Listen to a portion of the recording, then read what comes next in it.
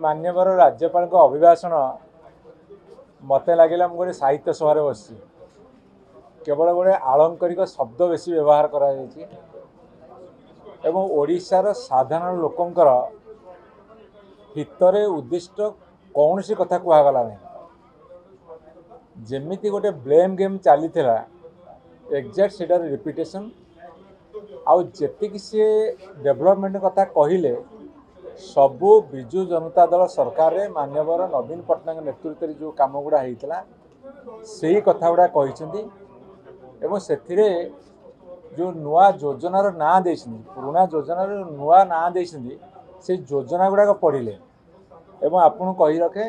फंपा माठियार शब्द बेसी empty vessel sounds much. Biju Janata Dal भाई मैंने जो कथा कहते से प्रथम निज दल को संभालतु विजन एत अच्छी जहाँ 2036 मसीहा पर्यंत टार्गेट कराई राजनीतिक उद्देश्य कारण से कहीपर किंतु मु कहबी जे माननीय राज्यपाल अभिभाषण आज उच्चकोटीर थिला विकसित ओडिशा गठनर जो लक्ष्य अच्छी ताकू प्रकाश करुला